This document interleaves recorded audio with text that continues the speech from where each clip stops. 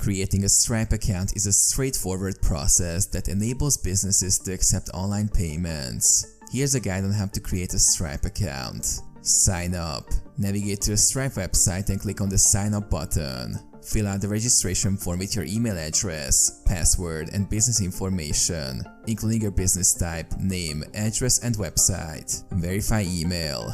After submitting the registration form, check your email inbox for a verification message from Stripe. Click on the verification link to confirm your email address. Complete profile. Once your email is verified, log into your new Stripe account. Complete your profile by providing additional business details such as your industry, business structure, and bank account information for receiving payments. Activate your account. After providing all required information, Stripe may need you to verify your identity and business details. This process may involve additional documentation, such as legal business documents or identification. Integration. Once your account is verified and activated, you can integrate Stripe's payment processing tools into your website or application using Stripe's developer-friendly APIs or pre-built plugins for popular platforms like WooCommerce or Shopify. Start accepting payments. With your Stripe account set up and integrated, you can start accepting payments from customers worldwide through various payment methods like credit or debit cards, Apple Pay or Google Pay.